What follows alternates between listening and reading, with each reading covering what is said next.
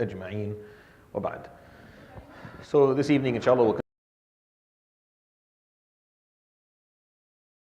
for more than one reason. We'll probably just postpone it after today.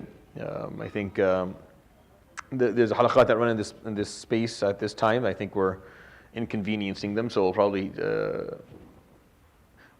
probably just do this week and then leave it off for a bit, and also there's almost no attendance, so I'll probably bring it back sometime in September once I can either put it on Saturday again or adjust the time so it's a little bit more convenient for people to attend it. I feel bad when the sessions are quite loaded and there's no one's really attending it. Just because this session and the few sessions to come have a lot of extremely relevant topics for us as Muslims living in the West and Muslims living in this time in general. Because we get to see the Prophet ﷺ in the year 5 and 6, or what's between, what I like to call it, between Al-Khandaq, between the trench battle, and Hudaybiyah. Between these two events, that maybe there's a year and a half or 2 years between them. He focused, he turned his attention inwards, alayhi salatu wasalam. And the Quran did too. Extremely, interestingly. The Quran absolutely turned inwards within this period. And the verses that were revealed between Al-Khandaq and Al-Hudaybiyah are pretty well described and noticed and acknowledged by the scholars of tafsir because they're so critical of the Muslims' ethics and adab. Like they talk about etiquettes, they talk about ethics and principles, they talk about how Muslims behave. And these verses are, the surah in the Quran that talk about them are known. Amongst them are ayat, and not all of Surah Al-Ma'idah, but parts of it. And it's just very interesting to see how the focus becomes on. Like once there was no longer any war, or at least the war had decreased in its frequency or in its severity, the focus immediately became almost exclusively on how we need to all behave as individuals and as communities, as Muslim communities. And the example I gave you that we started with was what happened during the Battle of Bani al-Mustaliq. And this battle was all a little bit of a strategic choice by the Prophet ﷺ. There's no need for it. The group, or the group that had decided to rally up some fighters and make a noise, were very small and they were very weak, and they did not pose a threat to the Muslims. But the Prophet ﷺ wanted to establish a little bit of strength within the region by taking his army out and kind of showing the neighboring tribes' strength. And this is an important political maneuver that every leader has to do every once in a while. But also he wanted to get as many munafiqeen and Aus and Khazraj and Muhajirin to join this, to kind of bring people together. Because you build stronger relationships with people when you travel or when you go through difficulties. And he knew there wasn't going to be any fighting, so that makes it much easier. People will go. And the munafiqeen knew that, so they went. However, they still found a way to cause trouble. And I told you the story last week of how two people, they got thirsty, there was a little bit of a problem with the water, and then they fought over who gets to fill their bucket first, and then there was some racial slurs that were thrown around. Ya al-Ansar, ya al-Muhajirin. These are racial things. It's where you're identifying yourself as a part of a group within a group, opposing other groups, as in the others are different than you, or they are seen different, or should be treated different, or should not exist, or whatever else whatever other thought processes are attached to them. And the Prophet ﷺ came out and ended it really quickly, and he used the phrase "Da'uha fa'innaha muntina." Leave it. This is it's rotten, or it causes rot. These type of slurs, this type of language, this type of behavior is rotten. You never want to behave like this. This is jahiliyyah. Abi da'wa al-jahiliyyati wa ana bayna dhahranikum. You're going to use jahiliyyah slurs, and I'm still alive. I'm still amongst you, as if to say shame on you. Alayhi salatu wasalam. So that ended. Now the story doesn't end there, because after this happened, and everyone went back to their camps, and the army is coming back. People are talking, and the munafiqeen, they start actually having some discussions amongst them. And Abdullah ibn Ubay bin Salul, he lets it rip. He starts saying things that no one would say, or no one should say, and he starts using language that is extremely inflammatory and toxic. And he starts saying to the people around him, قَدْ جَاوَرُونَا فِي بِلَادِنَا. These people have come and now they are neighboring us in our country, in our land. Similar to what يعني, a lot of racists say today. Almost anywhere you go, this is the same racist narrative. These immigrants, they've come, they've taken our jobs, they are taking our houses, they've boosted up the rent, they've made everything expensive, they've done this, they've done that. It's the same stuff. So this is what he says, قَدْ جَاوَرُونَا فِي بِلَادِنَا. They've come to us and now they're neighboring us in our country. وَاللَّهِ مَا مَثَلُنَا وَجَلَابِيبِ قُرَيْشٍ إلا كما قال القائل أو إلا كقول القائل سم كلبك يأكلك والله لئن رجعنا إلى المدينة ليخرجن الأعز منها الأذل. Now what he said was extremely horrible. He said the example that of us and these scattered Qurayshi people who came to us, these people who've come to us from Quraysh who were kicked out of their is only like the proverb that says سم من كلبك يأكلك. Feed your dog well and he'll eat you. Feed your dog, and then he will eventually eat you. And what he's saying, he's referring to the Prophet ﷺ and the Sahaba as people who were brought into the country to be their neighbors, and that they fed them, and then now they are eating them. And he's making the simile of those muhajirin and the Prophet to be a dog, which is so it's very offensive. And people who are listening, some of them are not munafiqeen, so they would go and they couldn't, like, they knew he was a problematic figure. Most of the time they would hear him say stuff like things that are a bit inappropriate and let it go. But this was heavy.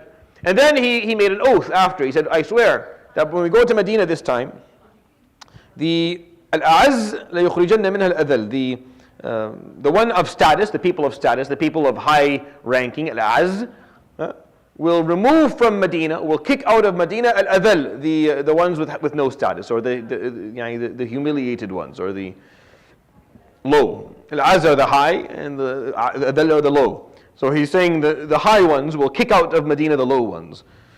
And that's what he said. And it's in the Quran, right? We're going to go, we'll take a look at the verses in a moment. So he said those words. And it was taken and brought to the attention of the Sahaba, radiallahu anhum, who got very, very upset. He was on the way back. And then the Sahaba brought it to the attention of the Prophet, alayhi salatu wasalam. They told him, this is what Abdullah bin Ubay bin Salul is saying. So people start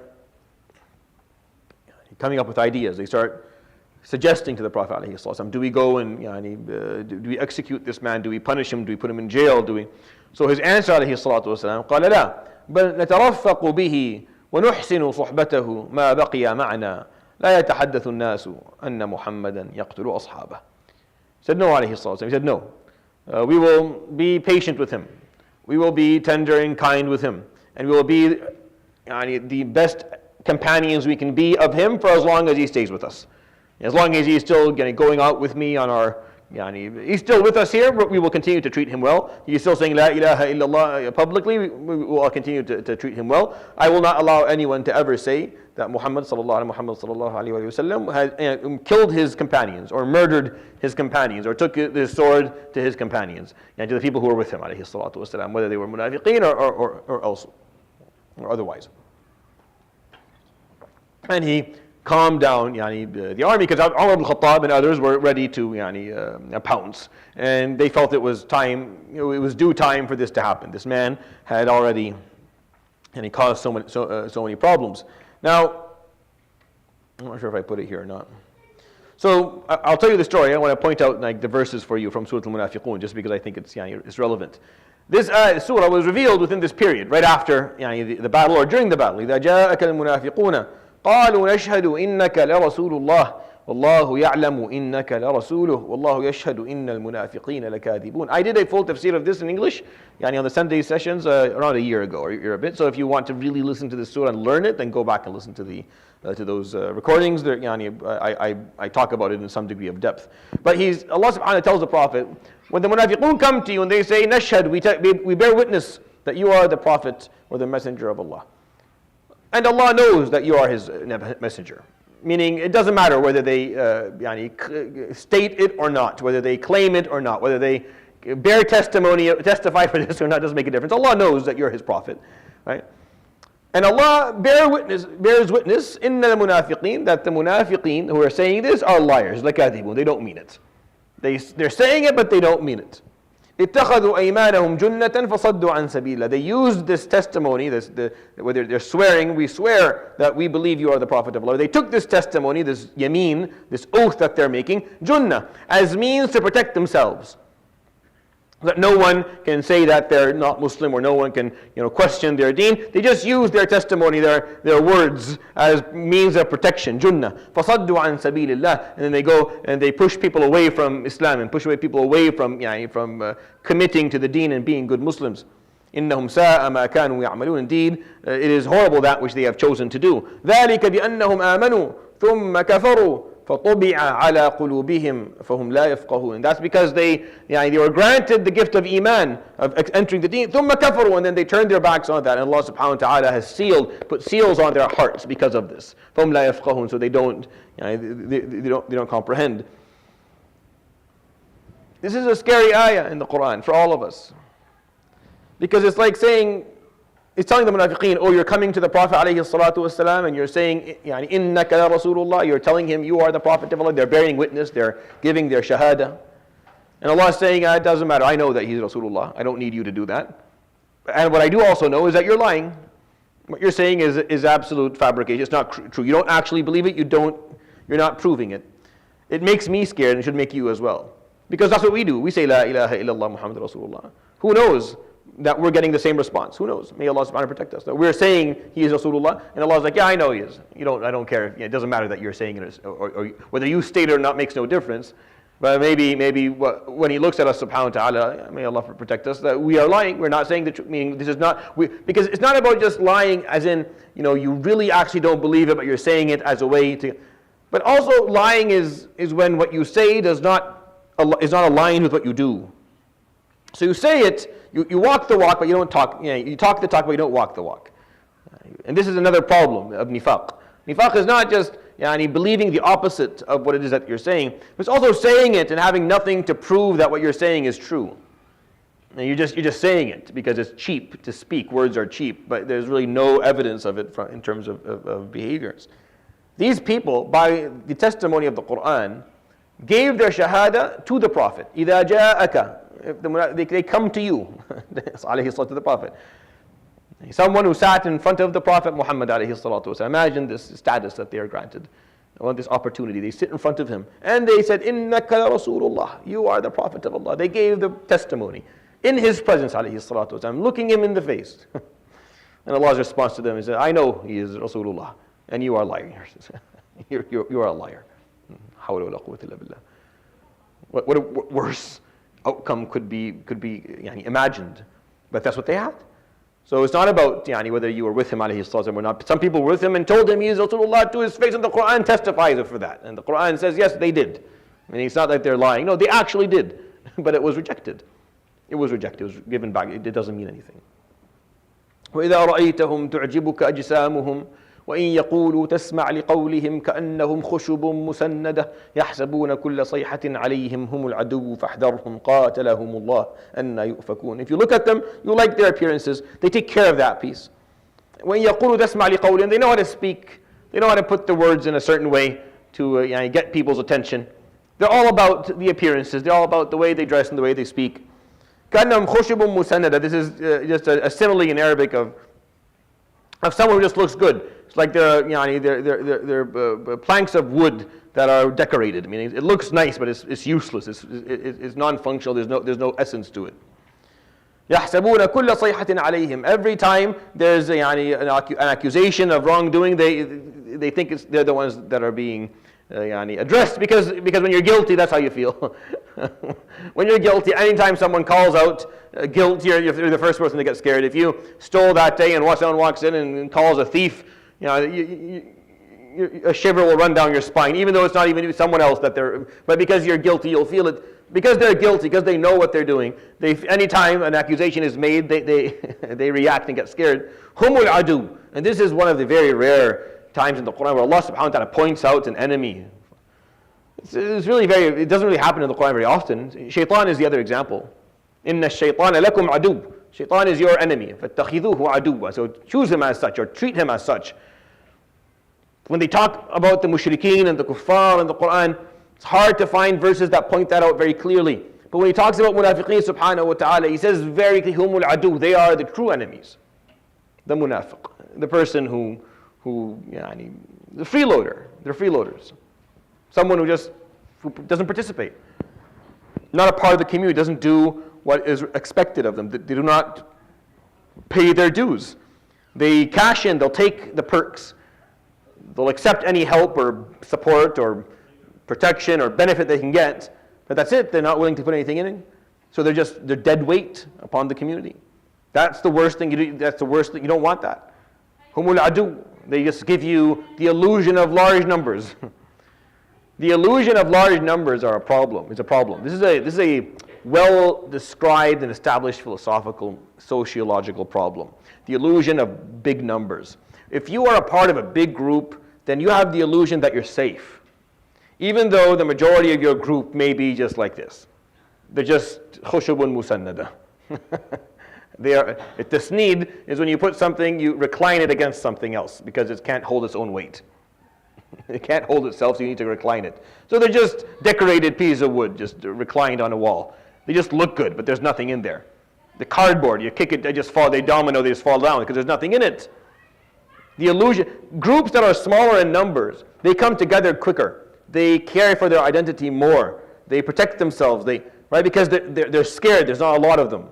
But then you have the illusion of large numbers, and then you feel like, oh, you don't have to worry about that anymore. We have fallen into this trap as Muslims, so badly, where we are illuded that there's a lot of us. Oh, there's 2 billion of us, we're fine. No, we're not.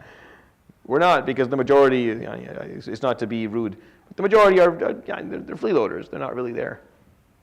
And that's the enemy. The enemy is that large number of people.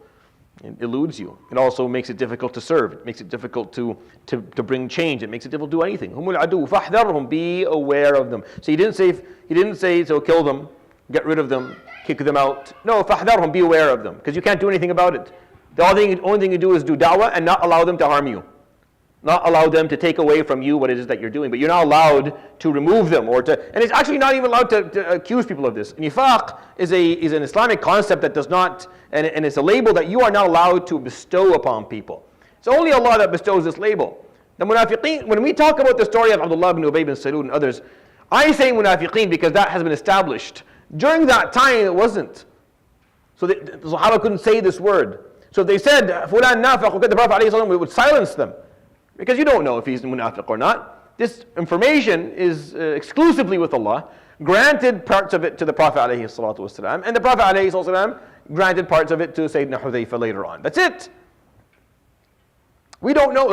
You're not allowed to walk around and hold a criteria up against people and say if they're munafiq or not. The point of this is that you make sure that you are not. The point of these teachings, the point of learning these stories and reading these verses and memorizing the surah is so that you focus your attention on making sure you're not munafiq, that you're not falling into this trap that the قَاتَلَهُمُ اللَّهُ أَنَّ يُؤْفَكُونَ. Allah subhanahu wa ta'ala will take care of defeating them. How dare they do that? And then we go through the, I'm not going to go through all the verses here because it'll take too long. But if you go to ayah number 8, I just want to quote that for you. يَقُولُونَ, and this is kind of referring to what happened during this battle. They're saying that إِذْ رَجَعْنَا إِلَى الْمَدِينَةِ لَيُخْرِجَنَّ الْأَعَزُّ مِنْهَا الْأَذَلُّ. That if you go back to Medina, the ones with more status, the people who are higher, are going to remove from Medina the people who are lower.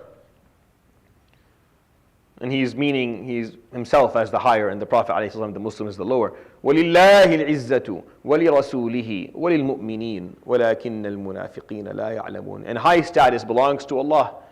Belongs to Allah alone, and His Prophet, and the believers. But the munafiqeen don't know. The munafiqeen they don't have the knowledge. They have lost themselves in all of it. When this was said, and the Prophet ﷺ didn't really react, he said, no, we'll be just treat him kindly for as long as he's with us. We're not going to harm anyone. We're not going to turn violent. He's saying words. It's just words that he's saying. Just leave him. He hasn't pulled his sword on us, so we leave it. But someone in the army got really upset. And the person who got upset, his name was Abdullah ibn Abdullah ibn Ubay ibn Salul, his son. So Abdullah ibn Ubay ibn Salul's son was a great Sahabi who was with the Prophet ﷺ all through his life. And when he heard that his dad said that, he got really upset. So he went to the Prophet ﷺ and said, Ya Rasulullah, لَإِن كُنْتَ آمِرًا أَحَدًا أَنْ يَضْرِبَ عُنُقَهُ فَأْمُرْنِي فَإِنِّي لَعَلِّي لَا أُطِيقُ أَنْ أَرَى قَاتِلَ أَبِي. He said, Ya Rasulullah, if at some point the decision or the ruling or the command is to execute this man or remove him or exile him or punish him, then command me to do it. Let me do it. Don't command someone else, because I don't know if I fear that if you command someone else, I can't hold myself if I see the person who killed my father. He's being very practical. That look, this is a very cultural thing. I can't have someone else do it. So if at some point he needs to be punished, then just leave that with me. I will happily follow your command. Don't give it to someone else. The Prophet ﷺ told him what he told the Sahaba. No. نترفق به ونحسن صحبته. We will be kind to him, and we will show him excellence, and we're not going to harm him. I won't let anyone say that Muhammad kills his followers or companions, so you're safe. But Abdullah was not happy with that. So once the army arrived at the outskirts of Medina and were ready to go in, Abdullah ibn Abdullah pulled his sword and he stood in front of the small group of camels that were coming in that his father was in. Because people, even within armies, you traveled in platoons or small groups. So the group that Abdullah ibn Ubay ibn Salul was in, his son would stand right in front of him, blocking, stopping the camels and blocking. So he would call upon his son, what's wrong? فقال والله ما أنت بداخل حتى تقول رسول الله الأعز وأنت الأذل. You are not entering Medina until you admit that the Prophet ﷺ is the A'az, is the one with dignity and status, and you are the one who is Adhal. Because you said those words. You said, لَيُخْرِجَنَّ الْأَعَزُّ مِنْهَا الْأَذَلُ. The one with high status will remove the one with low status, and you meant you're going to remove the Muslims. You are not entering until you testify to the opposite of that. Or you stay outside. If I have to fight you and the people with you, and you kill me or I kill you, then so be it. So the fathers and the people tried to reason with Abdullah. And that's not what he meant, and he didn't say this, and blah, blah. There's no way. He wasn't hearing any of it. You're not moving until you have to admit that you said it, and you admit that the opposite is correct, and you're going to say the opposite, or you stay outside of Medina, and you won't enter except over my dead body. And after a couple of hours, and it got late, and Abdullah ibn Ubay ibn Salul, he admitted to what his son asked him to admit. And Abdullah would take that back to the Prophet ﷺ as a way to make up for it. You see, the Prophet ﷺ never took this personally. He will in a moment, well, to a certain degree, but he was harmed by these people. We always call Abdullah ibn Ubay as the one, but it was the munafiqeen that were around him. We only point out the leader of the munafiqeen because he's the only one that we know for sure. The rest of the munafiqeen, we don't really know their names very well. Like I said, the names were held. The Prophet ﷺ did not expose them. Hudayfa didn't expose them. We know Abdullah ibn Ubay ibn Salul because of the number of times that he did these things, because of how many times he went and he tried physically to harm and mentally, psychologically and socially and financially to harm the Muslims, that he basically, he left no doubt in the minds of those who are observing that he is a munafiq, and he called himself that at one point during his life. Otherwise, we wouldn't know who to blame for these stories. Like we wouldn't have. So sometimes he gets blamed for things that he may not be the culprit, but he's a part of the group that's doing these things. But because he's the only one that we know the name of, and he was the leader of that group. He was supposed to be the leader of Medina, so he's always the blame always kind of comes back to him. But there's way more people who were similar to him. There's like like I pointed out last week, over 500 munafiqeen lived in Medina at the time, and it was definitely not just Abdullah ibn Ubay ibn Salul. So the first two lessons that that are going to be taught within the years of social reform, as I like to call them, year 5 and 6, between Al-Khandaq and Hudaybiyah, between the Battle of the Trench and the Battle of Hudaybiyah. Hypocrisy and racism. These were the two topics that were going to be talked about a lot because they make such a difference in how societies function. Racism has been, is today, and will always be one of the worst elements of human behavior that exist within in communities and countries. It continues to drive so much of the evil that affects people as individuals and as groups. And this is not something that I need to spend a lot of time convincing you of. It's just the reality of the matter, because racism is collective arrogance, and arrogance is one of the leading causes of people's bad behavior. And racism turns into basically just collective arrogance, and it is the leading cause of most bad behaviors. Most of the time, when people are quarreling, or there's a certain degree of difference of opinion amongst them, or we are harming, or we're setting out to harm people, it's driven by a certain degree or it's driven by a racist thought and idea. What's happening in Gaza right now is purely racist. It's purely racist. They just don't want anyone who's not like them to live in the Holy Land. The Holy Land is not hikr, it's not exclusive to anybody.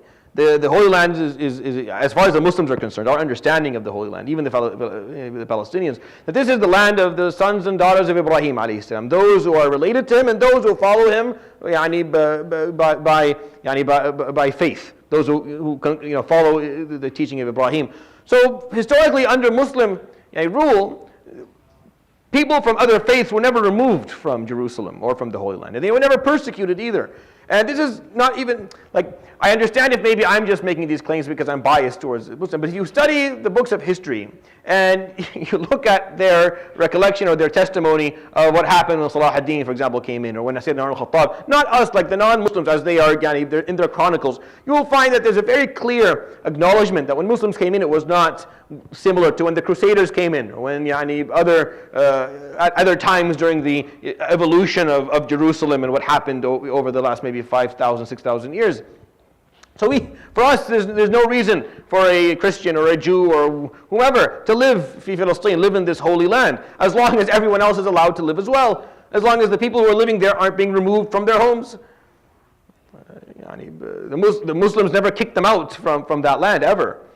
And then basically what we're seeing now is the absolute opposite of it. It's the absolute opposite.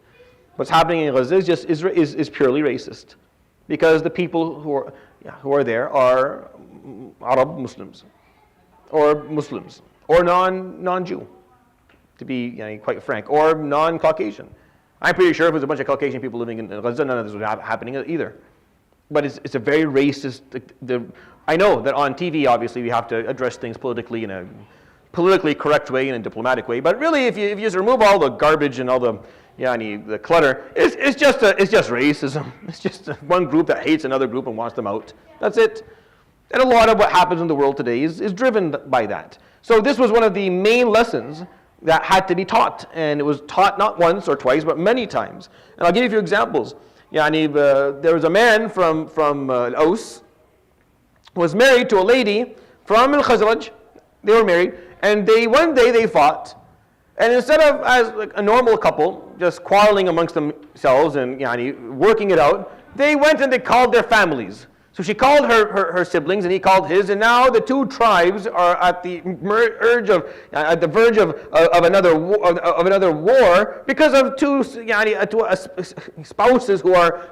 And the Prophet ﷺ had to intervene yet again, and he had to call this the same thing. And this is nothing. You have to stop doing this.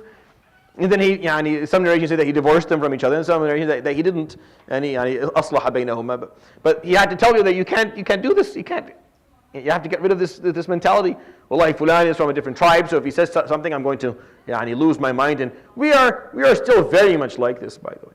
Like as Arab, we are still very much like this. And that's why I don't think there's going to be that the change that our ummah looks for is going to come within my lifetime, because this is still there. It's still very much there. It is still embedded in the souls and in the minds of most Muslims that are alive, and that has to be removed. If there's going to be if the Muslim ummah is going to have a modern awakening and is going to improve its status, then we have to start with what the Prophet ﷺ started with. We have to start changing some of the principles and the values. And one of them is we have to stop being so racist towards ourselves, each other, just because you come from a different background, a different country, a different language, or a different family. And then in order for us not to be racist towards people who are not Muslim, or from a different faith altogether, because we live in countries where, especially in the Middle East and where the Muslim majorities, you have a lot of different groups, a lot of minorities there. So you have to learn how to deal with them in a way that is not demonizing of those groups and is not racist towards them. This requires a lot of change. Thabit ibn Qais ibn Shammas was a known Muslim Sahabi. He was an orator and a khatib back in Jahiliyyah, and he was one of the khutaba of the Prophet ﷺ. He would give khutbas for the Prophet ﷺ often. And he was a man with heavy hearing. He didn't hear very well. So when he came into the majlis of the Prophet ﷺ, he would often try and get up close. But he wasn't a guy who came early for stuff. You know those guys. So he came in late and he wants to get up front because he's older, or he's an older guy, or he doesn't hear very well. So he's walking amongst people. So he basically, as he's going in, he kicks some guy. Like he actually hurt someone. So the guy says something, "Yeah, Sheikh, what are you doing?" So he looks back at the guy, and he knows him. He's a young guy.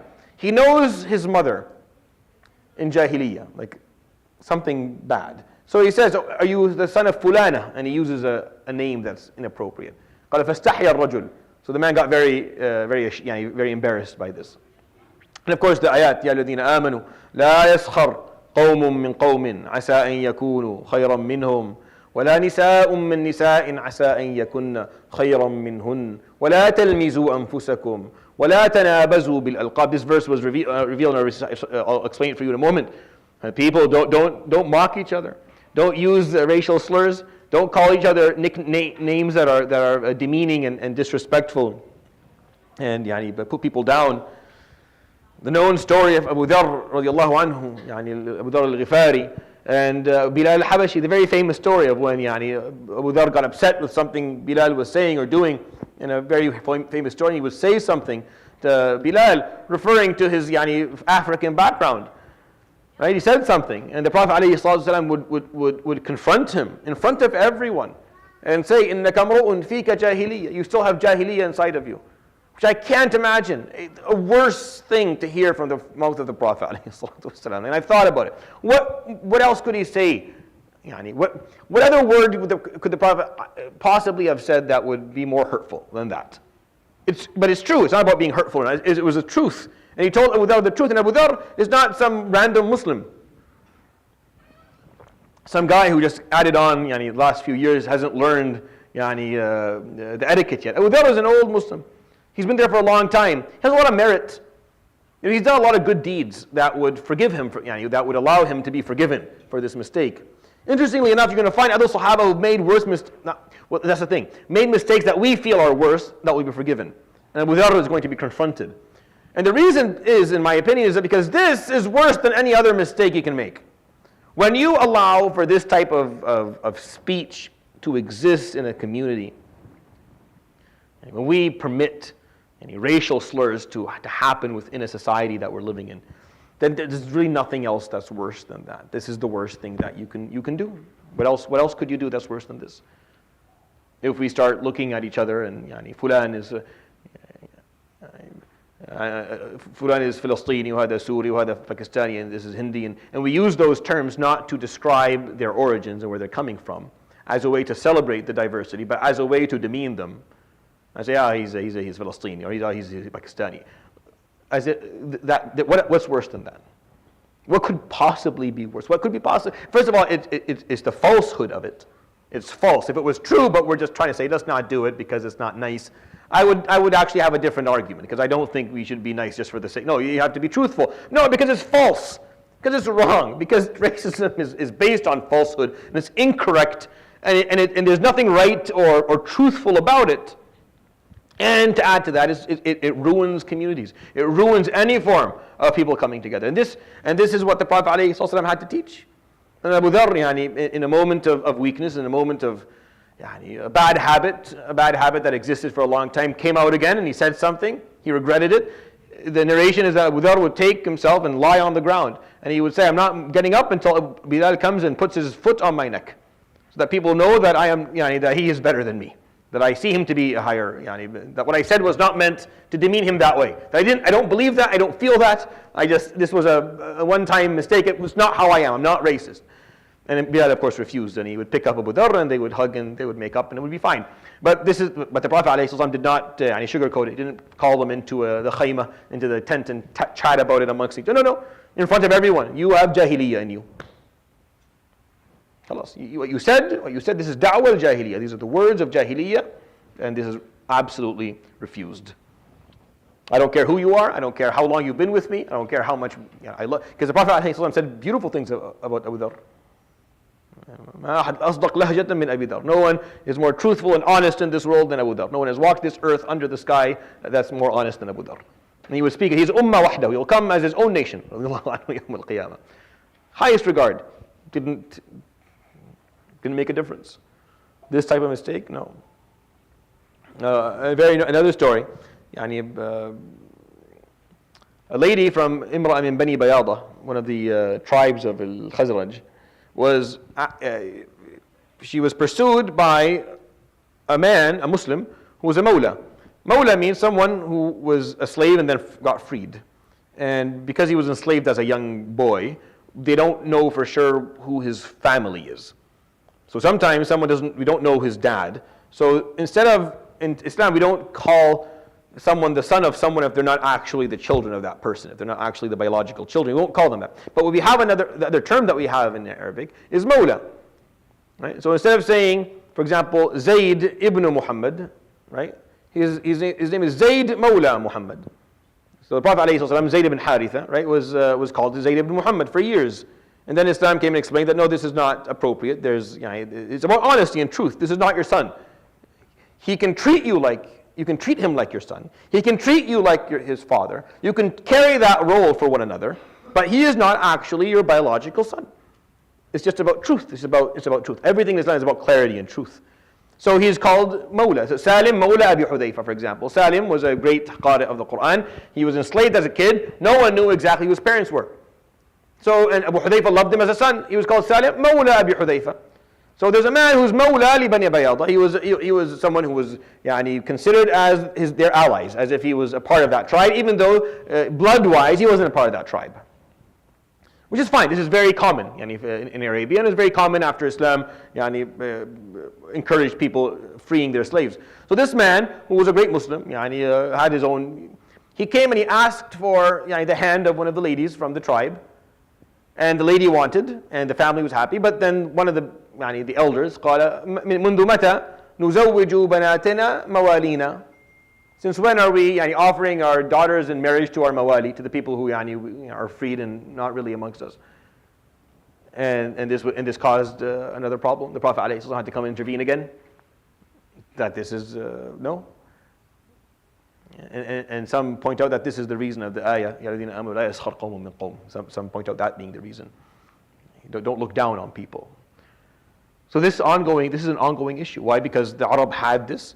And not just the Arab, but all communities. I used to think when I was a kid that it was only the Arab, because that's where I lived. And I saw so much of it, I thought, okay, this is a very Arab-specific problem. Not racism or that. Because I remember it was ridiculous. It was absolutely ridiculous. In Saudi, I was the Syrian kid, and I was mocked for being Syrian. When I went to Syria, all the Syrians were mocking the Palestinians who were living in the Mukhayyam a few rugs down. And then within the Syria, the people from Damascus will mock the people from the other regions, and then the people from my region would mock the people from the other side of Damascus suburbs region, and then the people in my village would mock the people from the village that literally have no geographical borders between them. I don't even know where we begin and they end, or vice versa. And then within the village, my family thinks the other families are all garbage, and then within my family, my strand of the family thinks we're the only ones that know, and then it just keeps on going down until really it's only my dad and my uncles, and then who know anything, and then it's just that one person with. And I thought it was specific to my family, so I started really questioning this, and I found everyone's like that. Literally everyone. So everyone's wrong. Either everyone's right or everyone's wrong. It's impossible. It can't be. But that's how widespread this problem is. Everyone thinks like this and functions like this. And when I left Saudi and Syria and came back to Canada, same thing, just different flavor. Just a different flavor of it. That's all. It's just vanilla. There's no difference. It was chocolate there. It's vanilla. There's no difference. Same same thing. So this is one of the main problems that communities suffer with. And subhanAllah, the Prophet ﷺ, you find all these, I just chose 4 or 5 stories that I just picked up from the books. There is a wide spectrum of other narrations of addressing this problem. And the Quran coming and addressing it. Ya ayyuhan nasu, inna khalaqnakum min dhakarin wa untha. Right? So if you go to the end of the, this is Surah Al-Hujurat. This surah was revealed right at this time, between Al-Khandaq and Hudaybiyah, during this year and a half of social reform. These ayat came to teach etiquette. لا يسخر قوم من قوم. May no group of people mock another group. That's racism.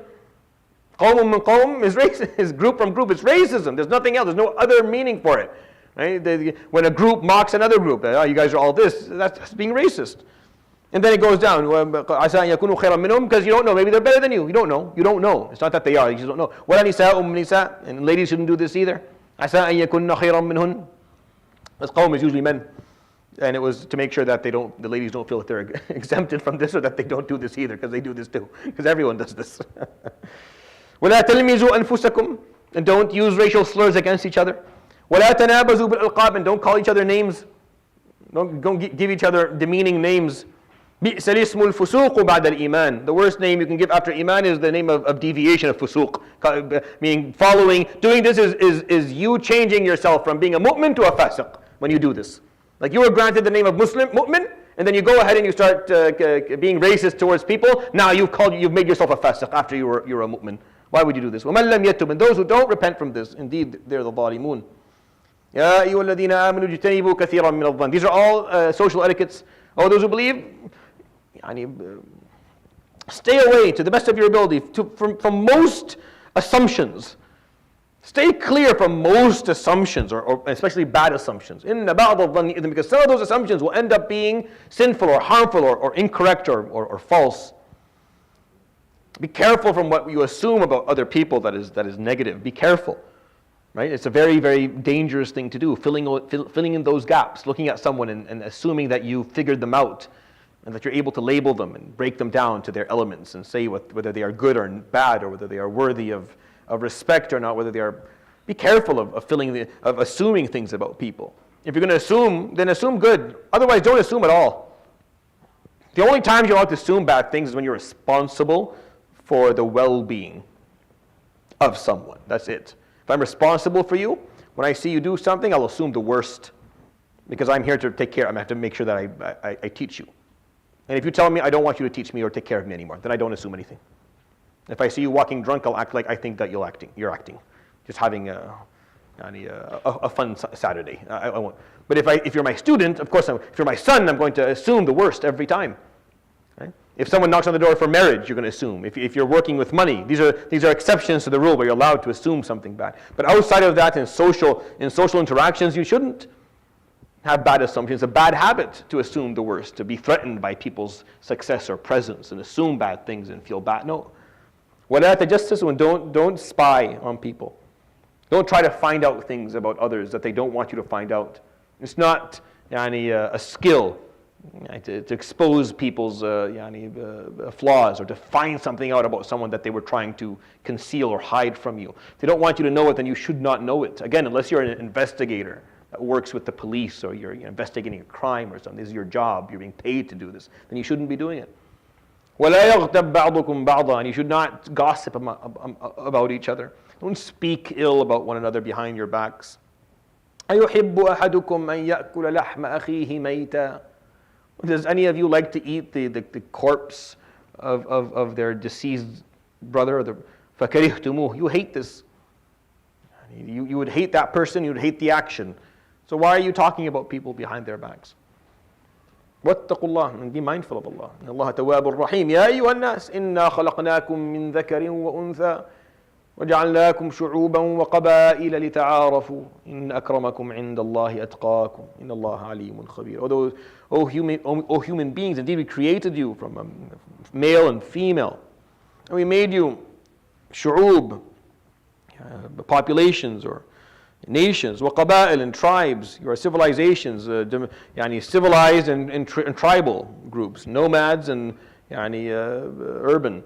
لِتَعَارَفُوا, so that you may get to know one another, so that you may so he gave us what we're supposed to do with this. Not so that you look down on them, not so that each tribe sizes the other ones and tries to prove that they are superior and everyone else is this or that, and start spreading rumors and backbiting and looking and mocking and trying to put them down to make them seem as if they are less than you. No, the reason that you are diverse is so that you may get to know one another. It's ta'arafu, so that you can exchange knowledge, you can exchange experiences, so that this diversity will allow you to grow. And this diversity will be the source of your strength and your knowledge, and the wealth of your experience will come from this. This is not some washed politician saying this. This is Allah subhanahu wa ta'ala saying this. It's not one of those, because when you hear these things, this is the stuff you hear from some fake liberal politician who just wants you to vote for them. But this is what Allah subhanahu wa ta'ala is saying in the Quran. I created you from ذَكَرٌ وَأُنْثَى, and I made you into these different populations and nations and tribes and civilizations and cultures and backgrounds, and so that you may get to know one another, so that you may enjoy the diversity that you have amongst you. It's a beautiful thing. It really is. This is one of the biggest perks of living as a Muslim in the West, honestly. You're not going to find this experience if you go back to whatever small village your father came from, or your mom, where everyone looks the same, similar surname, similar. Here you get to sit around and sit around amongst Muslims who come from every walk of life and every part of the world. And this is a huge blessing because it's a part of what we celebrate as Muslims. Now, not all, back then, not everybody felt that way. This actually leaves no space or room for any form of individual arrogance or racism within a community. Inna akramakum indallahi atqakum. Indeed, the ones that are the highest status are the ones who are the closest to Allah, the most mindful of Allah, those who fear Allah subhanahu wa ta'ala the most in what they do in their lives. That's the person who has the highest status. And this is something that no one really knows about. And there will be evidence of people behaving well. But at the end, who has more taqwa and who has less taqwa, that's Allah subhanahu wa ta'ala's business. I can't comment on that, and neither can you. And that's just, and these verses, when they were revealed to the Prophet ﷺ during this time, they served as very, I won't say harsh, but they were very direct lessons.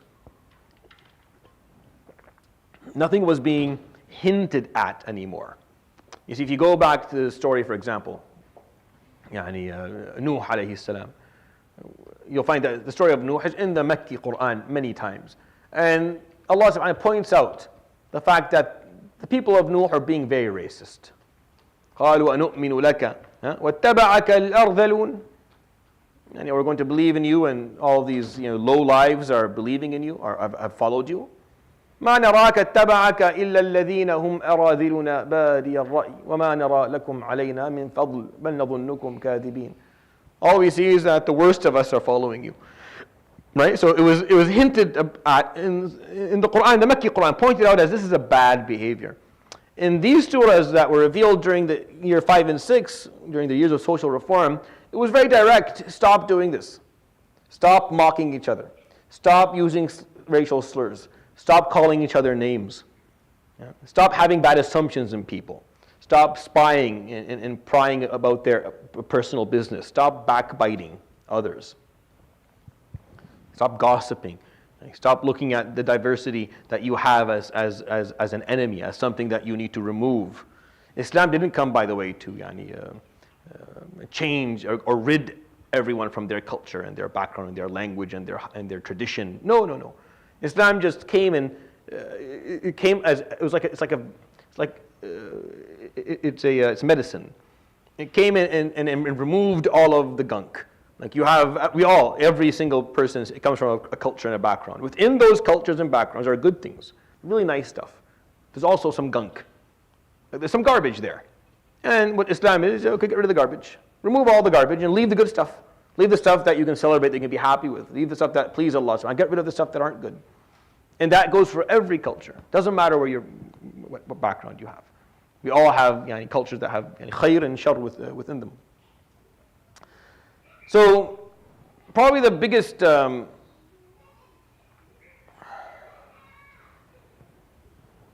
event that took place between Al-Khandaq and Hudaybiyah was what is known as Hadithat al-Ifk, the incident of the great lie, or of the pure lie. And this happened on the way back from this the battle that I talked to you about. This battle is important, even though no war actually occurred and no one was killed, but a lot happened. A lot of lessons were learned, and then something very, very painful occurred. And this served as, this went on for well over a month, and its ripple effect went on for years, and it became a core part of what the Quran teaches us, and you'll find it in Surah An-Nur, and it's something that we have to continue to learn from and contemplate. And what happened, just to give you the background before we go for Salat al-Maghrib, is that the way it works is the Prophet ﷺ would take, there would always be women on every battle. They served different purposes. They ran like the clinics for people who were wounded. They cooked the food. They took care of the. They had a number of functions. On the way back, the ladies were always given proper transportation, so they didn't have to walk. They were granted a camel with a hodaj, meaning it's like a small room on top of a camel which they could sit in. And Sayyidah Aisha radiallahu anha was the wife who went with the Prophet alayhi salam for this one. And on the way back, obviously you don't go all 400 kilometers at once. You stop every 50 or 70 kilometers to rest and to eat and to go to the bathroom and all this other stuff. So they had stopped to rest, and Sayyidah Aisha radiallahu anha needed to go to the bathroom, so she went. She came back to get into her camel, and then she looked and she couldn't find a necklace that she had taken or she had borrowed from one of her friends or one of her acquaintances. So she couldn't find it, so she went back to see where she dropped it. She kind of traced her steps back. It takes her a bit, but she finds it. What happened was whoever was moving like the camels for the ladies saw her come back, so assumed she was in her hodaj, and because she was young and she was small, she wasn't a big lady, he didn't really notice. The weight wasn't big enough for her to notice if the lady was there or not. Like she just wasn't.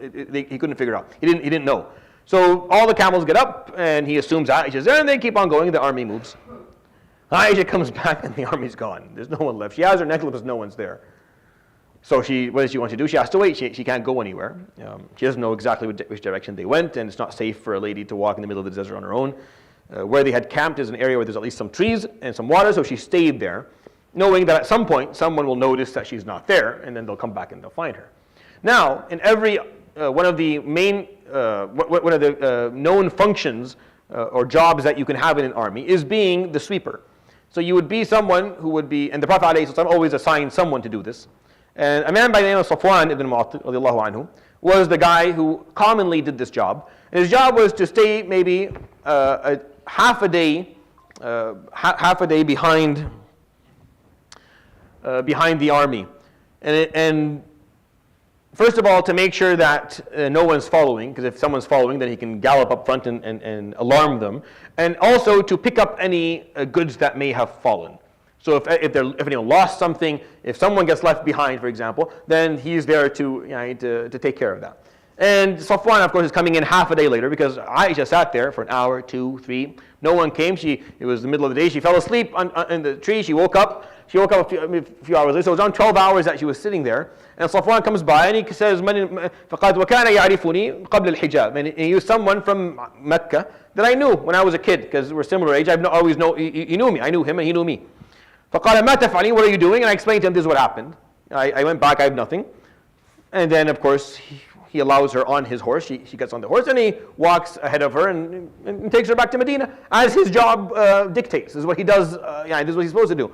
And that was the end of it. She gets into Medina. She goes home. She's sitting in the sun for so long that she was a bit dehydrated and she was sick for a few days afterwards. And that was supposed to be the end of the story. But that wasn't the end of the story. And I'll tell you the details of the story inshallah ta'ala next week. Subhanallah bihamdihi wa la ilaha illa anta astaghfiruka wa atubu ilayk. Wa sallallahu wa sallam wa baraka ala